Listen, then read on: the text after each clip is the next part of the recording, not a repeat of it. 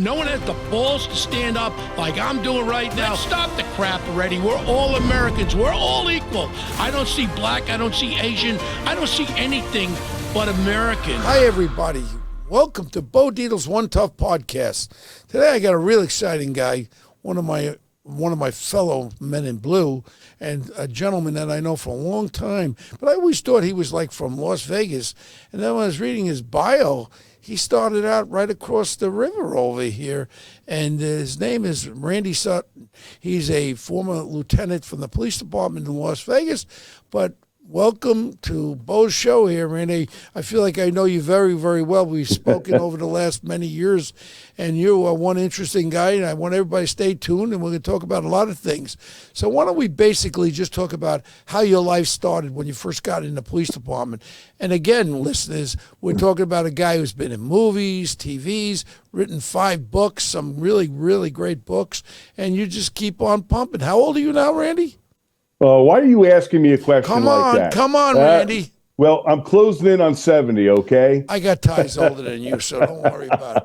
I was just telling the kids, I'm looking in the monitor, and I said, I got to get some of that shoe polish and put it in my hair because I'm really gray. But welcome to the show, and we got a great listening crew, and I wanted you to talk about yourself. It's about you. It's not about me today, and I want you to talk about how you started with the police and all that, and how you went and all the things that you've done.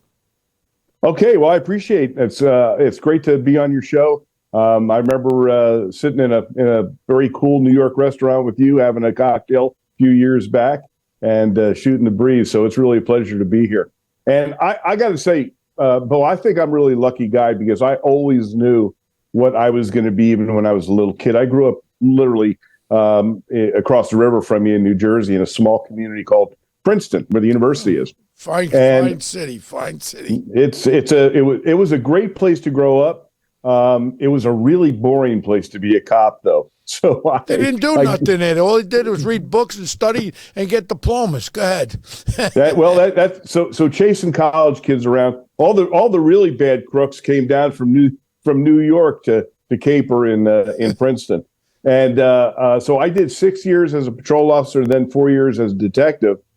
And I got to tell you, it was tough leaving. I was almost halfway to retirement, but I was so bored, Bo. I needed a challenge, and Las Vegas Metro PD was hiring. Yeah. And so I went out there, tested, and literally started my career all over again. Had to go through the academy, had to go through field training, and learned all. And I got to tell you, policing is a lot different in Vegas than it was in Princeton. Oh, no. And still to this day, they don't take too much guff like the poor guys in New York and New Jersey. Now we're in the, what they call those blue states or something, and people can mess with us and they don't respect cops. But I think you got a little more respect out there in Las Vegas, a lot more than L.A. even, because of the fact that this is a good, strong, conservative state of people that care about people's safety and they respect the cops. It's cool stuff.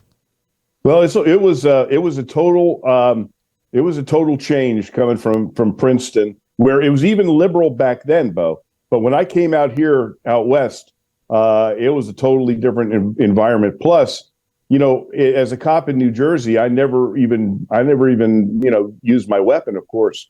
But I was in my first shooting when I was still on probation here. So this was, be careful what you wish for. You just might get it.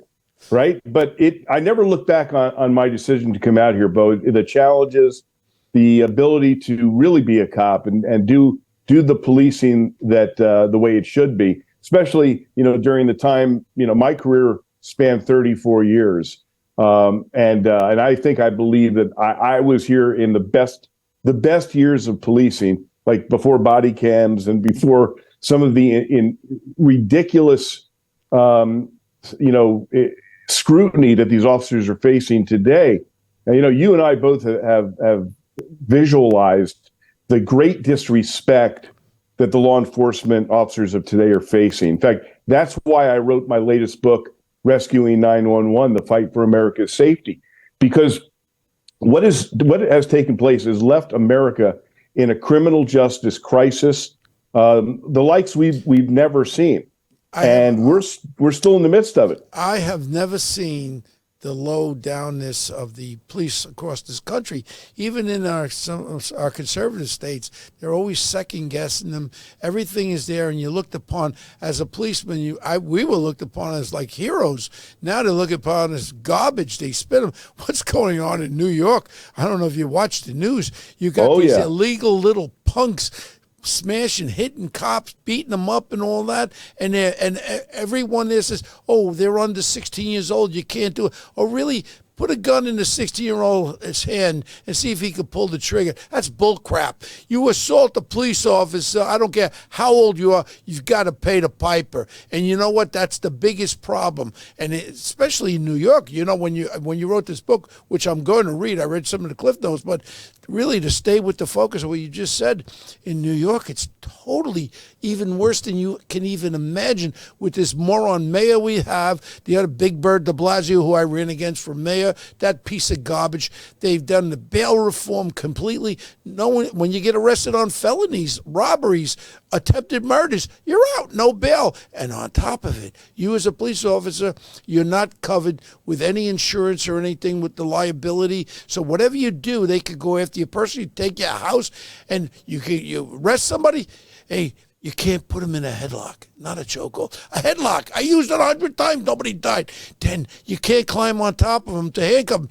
How in the hell do you handcuff somebody without climbing on top? It's called the, what the hell is the law? Some stupid law. Now they're going even a little further. Now they're making them fill out reports when you meet somebody. Can you give me the directions to the Empire State Building? Oh, you got to stop everything. You got to make a report. This is so ridiculous what's happened to the police. And you capitalized this in the book 911?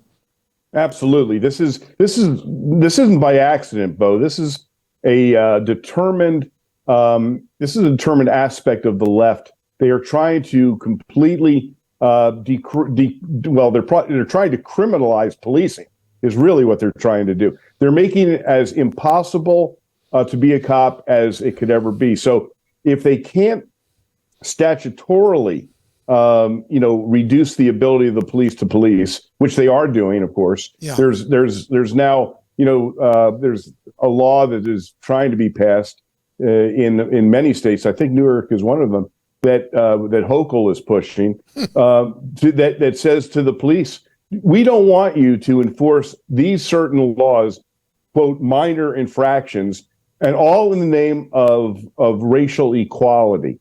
It is absurd. So what the city council has done in New York is as bad as they're treating these cops, making it impossible to police. Now they're putting, they're burying them in bureaucracy, as you just mentioned. You got to fill out a report for every contact you have. And that's insane. Just staying on that real fast, this city council is a bunch of morons. I've called them morons to their faces. And the fact is, they have now a city council person who's in charge of the police department, was one of the Central Park Five that were robbing people in Central Park, and he didn't rape the girl. Some other little jerk off came by and raped her, and the DNA was in her, and they let him off everything. You know what they got? They got $50 million, the five scumbags. $10 million each. Now he's a city councilman in charge of the police department. You can't make it up. That's the diaphragm law. That means you can't climb on top of someone to handcuff. I don't know, unless you could levitate, throw the handcuffs down there. Now they got another moron running for mayor. His name is, I don't even want to name his name. He's a Muslim socialist that has said publicly to one of my employees, one of my black employees, beautiful guy, but he's a real law and order guy. He goes, the guy came to my house. He said, what are you going to do with the police? He goes, we're going to dismantle the police department and we're going to have community affair officers. This is what's going on. I mean, your book is timely, very timely, but it's something that prevails across the country. Forget about New York. We're finished. I carry a 9mm. It's the only amount of time. If I ever have to use it, they'll be indicting my ass. I'll tell you that much right now. And there will be no bail for Bo. I'll tell you that much. But go ahead, keep on going with that book. No, you're right. I mean, literally, it's happening across America. You see, in Grand Rapids, Michigan, an officer is on trial for his life right now. He shot a suspect who, during this this long drawn out physical battle. The suspect got hold of his taser. The officer was completely exhausted and did the only thing he could to save his life, and that was to shoot the suspect. He's now being tried for second-degree murder. It's happening all over the country. We had it across the river. I think it was in Jersey, not Jersey City. What's the Newark? There was a young Spanish kid that was chasing these two scumbags with guns. They were murderers and all that. He chased them down the street and he fired at them. He got convicted of murder. The poor kid, I testified for him. I did everything, but the jury of morons, all they are so anti-cop, no matter what they bring. I'm going to an affair on Friday night. This Daniel Penny, you heard of him, right? Sure, of course. The great hero, Marine, that they wanted to convict him of murder when he was trying to save people on a subway train, and the guy took the pipe. And it's all. I think it's all about one thing. We're having a little bit of a fundraiser, good time for him, and it's going to be a very good night because I think this kid is some hero. But you want to know something? We talk about people that were wrongfully convicted. You have a lot of cops that were doing their job are in jail now. And what happened with the George Floyd effect, that screwed up everything. That gave him a reason to call. They built a statue on this punk. He was a felon. He should never died. We don't say that. And that cop was a dick. He should have get off him. But, we can all say whatever we want to say. But that was the catalyst to turn the country against every good police officer. Hey, we have bad ones, like you have bad surgeons that leave sponges and utensils in your body, and they do bad things. But we got to remember, every cop, 98% of them, 99%, go out there for one reason, to help the people. And, now they're all being casted with one paintbrush as being scumbags, brutalizing, and all that bull crap. And, but there was some statistics I had, with black-on-black crime and all that kind of stuff. 98% are other blacks committing crimes against the blacks, and then the cops are like 1 or 2%. I mean, the numbers are staggering, the FBI numbers. They want to make this like it's a certified issue of every cop is a brutal piece of garbage and taking away your rights. Please continue. And that is exactly why I wrote the book. That's why I wrote this book, Rescuing 911, because it tells the history of how it began. Now, this didn't begin with George Floyd. This began with President Obama. This began with Michael Brown in Ferguson. Oh yeah, that's really where we can look at the decline of respect for law enforcement, for law and order, for the police, and we can really focus on the famous president statement: "The police acted stupidly." Yep, and that was with the college professor. Correct, the friend of Obama. Turned out that the only person that acted stupidly was Obama's friend, and it was an embarrassment. But what that did, that showed that the president of the United States, it revealed what his true feelings were about law enforcement. And then, of course, he weaponized the Department of Justice against the police. And that's where we began seeing the decline of the respect of law enforcement and the bureaucratic attacks on policing, which continue to this day. Although, the Department of Justice and the FBI, they're being refocused finally under President Trump. Thank God. Let's just wait right there. The opinion of the majority of minorities feel as though that the police are now they're getting their back. Now they're getting what's deserved to them back for all these years, all this crap. But the only problem I have, and I'm very honored and proud to let you know too, I just been appointed by the President of the United States, Donald Trump, as the Council of Homeland Security Advisory to the President, and I hope to help in many ways. That I have a lot of experience in this stuff. But more important is our Justice Department, Pam Bondi, great Attorney General, and our FBI head. But I got one I'm a little nervous. I'm nervous about a couple of things. I'm nervous about why the president is not getting higher support as far as the percentage of people supporting. He's trying to do and undo what all these liberals done, and we could see right across this country with the judges, even the federal judges, how it's been politicized and used as a weapon against any kind of real positiveness. And what I worry about is the midterm elections. And you know what's going to happen. If we lose the House of Representatives very close, the first thing they're going to do, day one, what do you think they're going to do? They're going to impeach Donald Trump. President Donald Trump. That's what they're going to do. They're going to keep us on the defensive. Like his first term, he never even was able to get they were accusing him things in Russia, this and all this crap. That's what they did. I'm scared. We hold the Senate.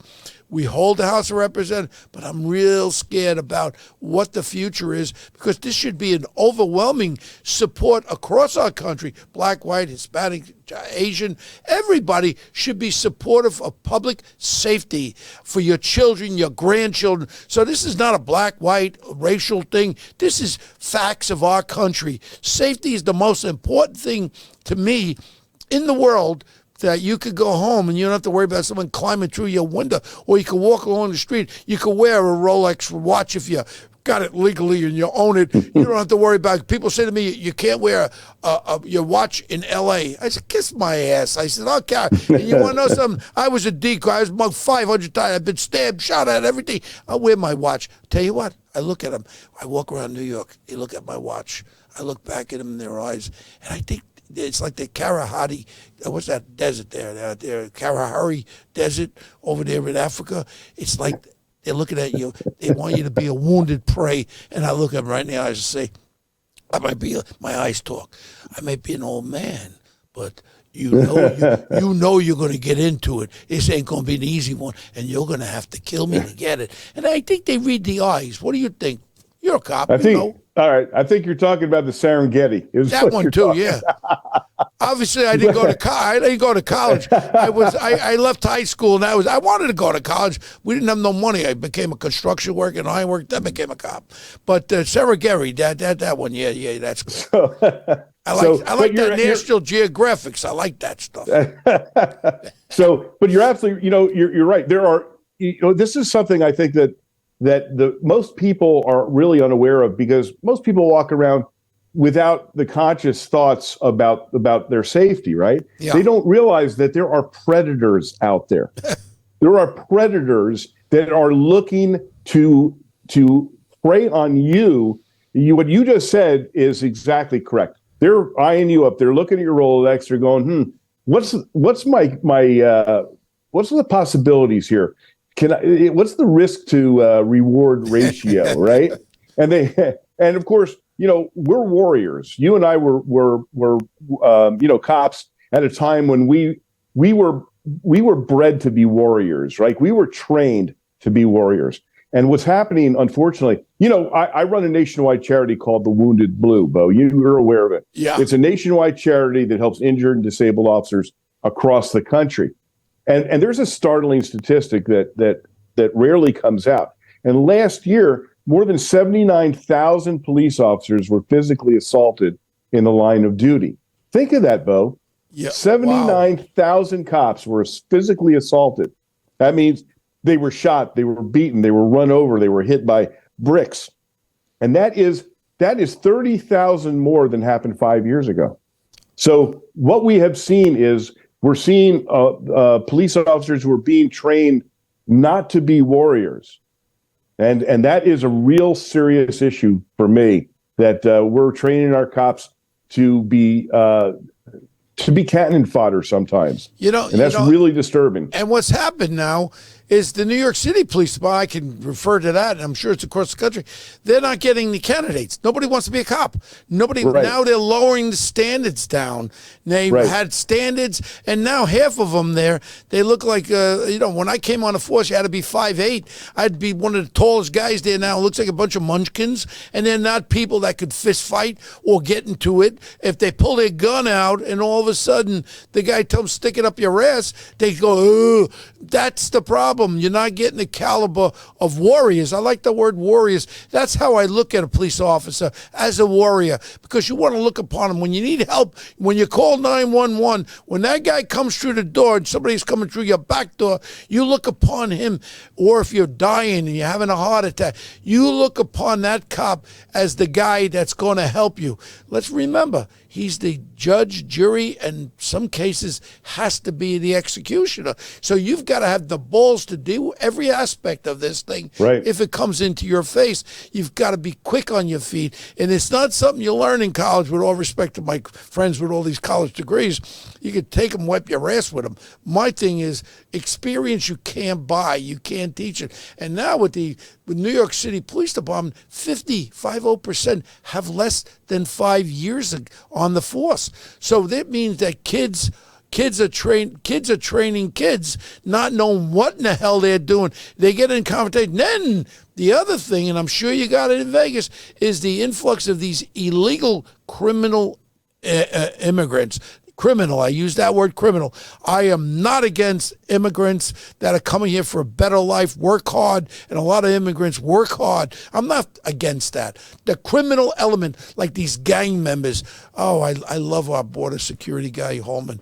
I was talking yesterday. I love Tom Holman, man. He's the greatest thing we ever had. And he just laughs. And he had one little piece of garbage who wanted to be the mayor was yelling at him. And all he kept doing was eating his apple, smiling at him, saying, do what you got to do. And then when you get these judges letting the perpetrator out the back door who committed a crime, that's a felony. Lock them up. That's what we got to do more. But again, now all of a sudden you have all these judges, federal judges with all these Fugazi lawsuits are keeping everything in the, everybody's on guard again. I want cops to not fear. Do your job. Don't fear what you're going to do.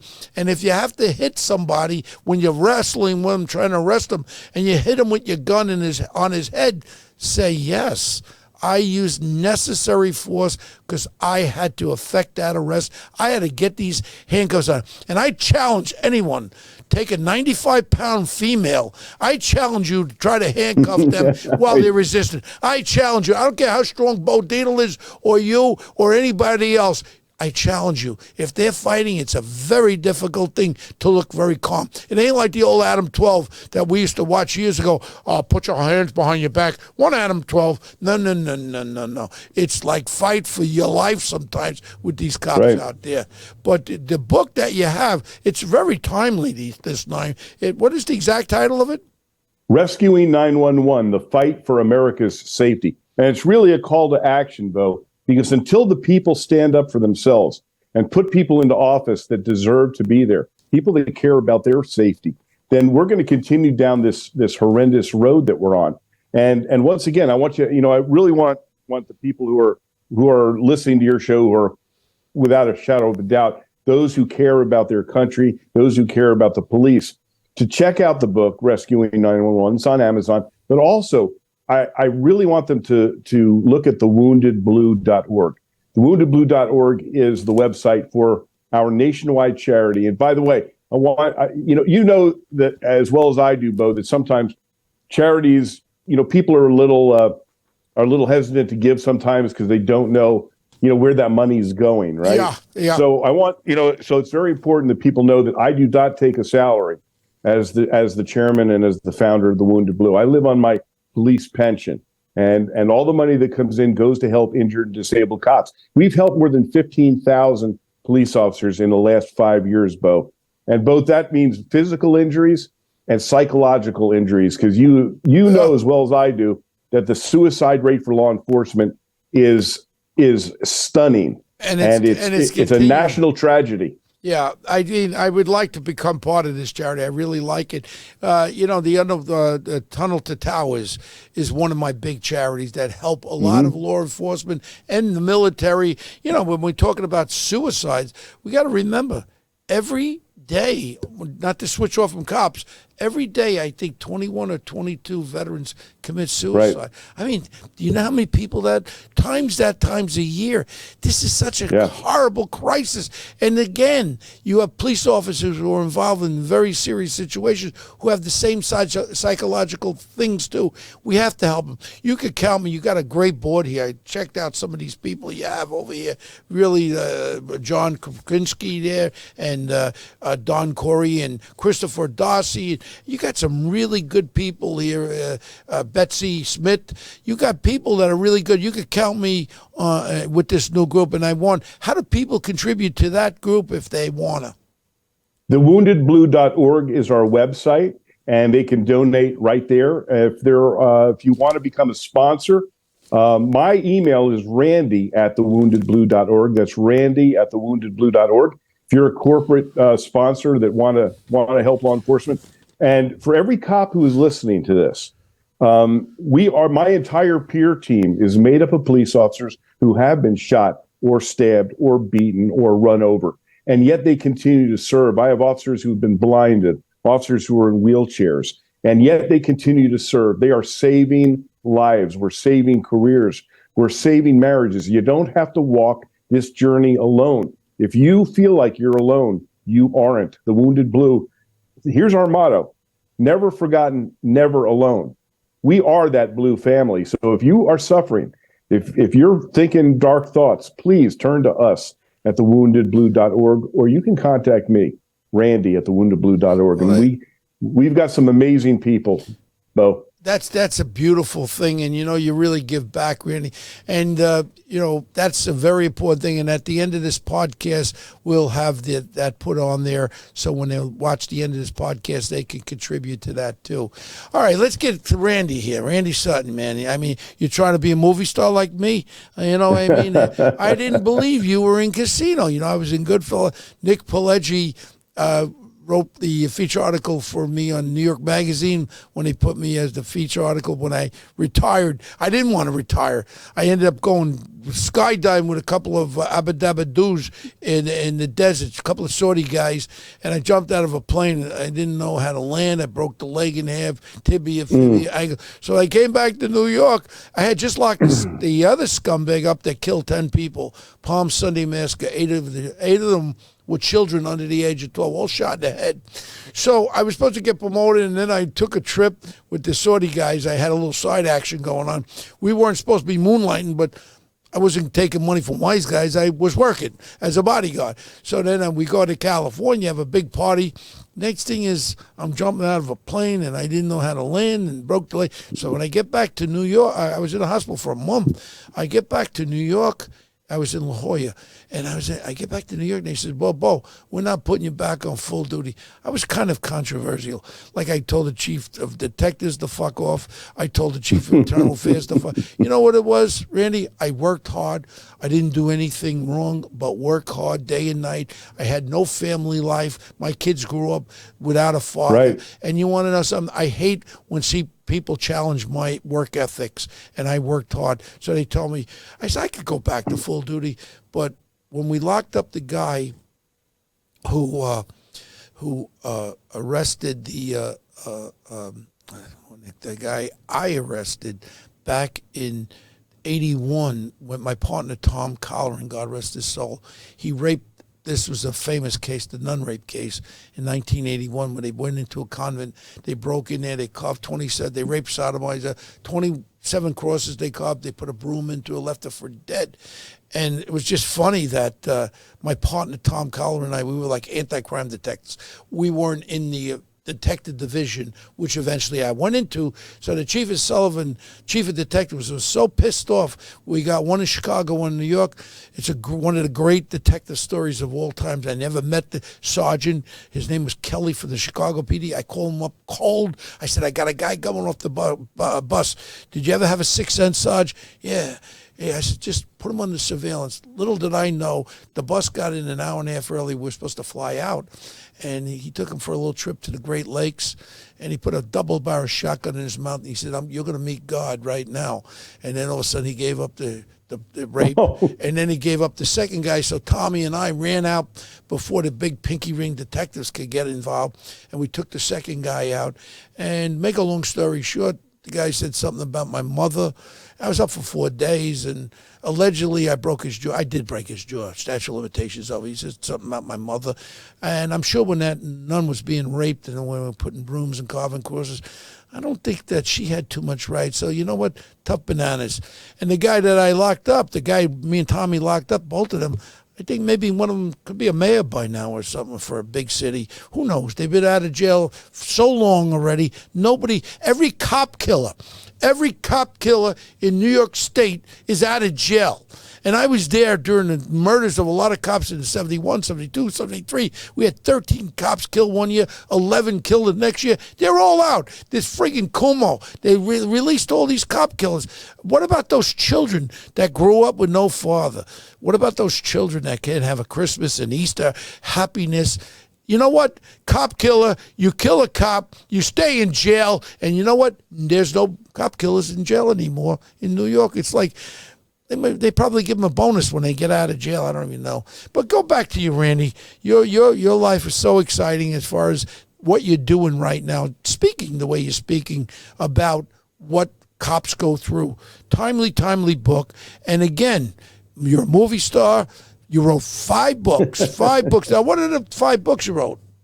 Well, my first, I never intended to be a writer, Bo. But what happened was, every cop has life-changing experiences. Yeah. And one of my life-changing experiences was saving the life of a 1-month-old baby who'd been shot in the face during a gang drive-by. And that night was such an important night for me. When knowing that I saved her life, I came home and I wrote that story called Her Name Was Jackie. And I didn't have anything to do with it. I just felt like I needed to get it out. You understand? And so I wrote that on a yellow pad, stuck it in a drawer. And then 3 years later, when the World Trade Center went down, I felt helpless, not being able to help the NYPD and Port Authority guys that were there. And so I decided I was going to do something to help their families. So remembering that story that was in my drawer, I went and asked cops all over the nation to write a story about something that affected their lives. And I put it in a book called True Blue, Police Stories by Those Who Have Lived Them. Wow. And it was published by a major publisher in New York. And I donated every penny of the royalties to the Widows and Orphans Fund for the Port Authority and police in New York City. And that's what started my writing career, which continues to this day, as this book, my new one, Rescuing 911, The Fight for America's Safety, just came out 3 weeks ago and hit the Amazon #1 bestseller list within days. Randy, you're a remarkable guy. We keep our podcast to where we keep the attention. We don't let them go on and on and on. But I think people get the gist of who you are, Randy. And the reality is I need people to support this book that you wrote, not the book, the Wounded Blue. The Wounded Blue. And again, that to me right now could be the most important thing that we get out of this podcast. And how do they reach out and how do they send money there if they want to contribute? Go to thewoundedblue.org and hit that big old donate button. And if you want to contact me personally about becoming a sponsor of the Wounded Blue and sponsoring one of our events or something that we do, Randy at thewoundedblue.org is my private email, Randy at thewoundedblue.org. We welcome these. So we can't do this alone. In fact, I'm actually here in Nashville right now, and we're teaming with the Gary Sinise Foundation. Oh, love Gary. He's an amazing man. We worked together and we rebuilt the home of a police officer who lost his leg in the line of duty with the Gary Sinise Foundation. So we're doing amazing work, but the police that are suffering today, they need this organization. And if you want to help law enforcement, go to thewoundedblue.org, hit that donate button, give what you can, and remember, never forgotten, never alone. Randy, this has been really an interesting talk with you, and it was really a talk, but what you've brought up is something that people should realize. police officers are human beings out there. They have emotions, they have feelings, and they get depressed. They do what everybody else does too. And when you have such an active lifestyle, being a cop, and then when you retire, and some people are stuck with this syndrome about depression. Something happened along the way, and this is really something that's special. You could count me part of that organization, and can't wait to see you. And what do we like, Johnny Black? What are we drinking today? What are we drinking? Johnny Black on the rocks? Johnny Black on the rocks. Well, you got it, brother. Well, all I know is that I've slowed down with the drinking, but when you come around, we'll have a couple of Johnny Blacks. And I want to thank you, Randy, for being part of my One Tough podcast. And God bless you and your family.